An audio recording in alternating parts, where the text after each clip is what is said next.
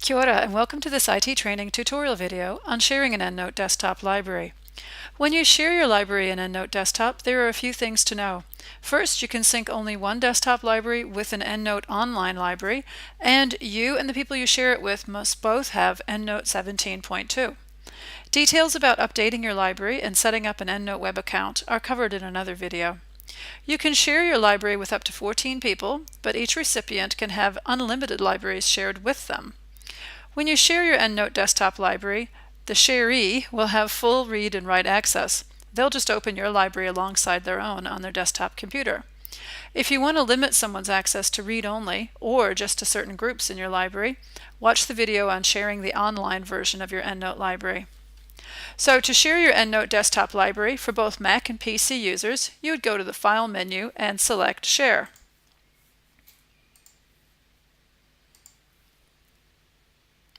In here, you have to put in the email address of somebody who also is on EndNote 17.2.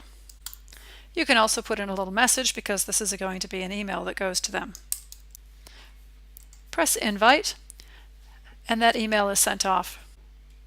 Now you have to wait for the sharee to accept the invitation. If you use the cog to the right of their name, you can see that you could stop sharing or resend the invite from here. As the recipient, I receive an email that lets me know that this has been shared with me, and I must click on Accept in order to complete this process. So the sharee is taken to an EndNote web page where they must log in or create an account. Back in the sharee's library, they can go to File and Open Shared Library.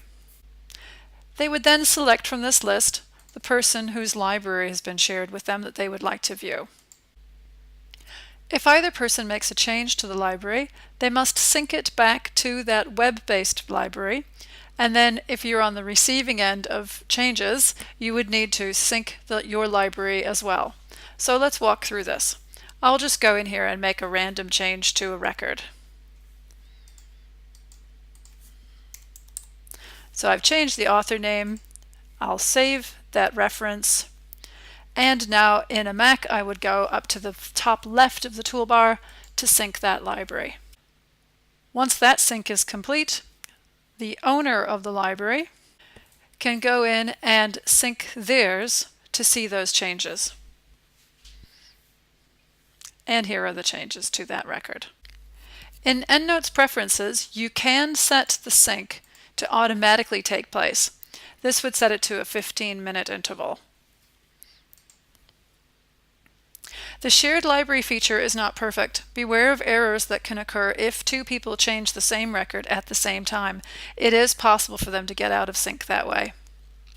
Now, if the library owner should remove the sharee will get an email telling them this. I'll just go back in here and remove that person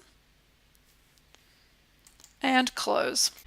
The sharee will get that email that says that they have been removed from that library. However, if the library is still open, they can make further changes to it.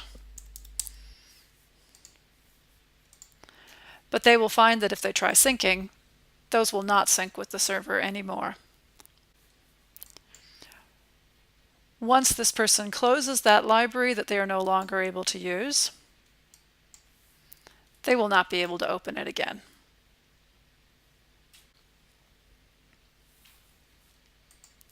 If you have questions about working with shared library, there is more information on endnote.com. Thanks for your attention. Kia ora.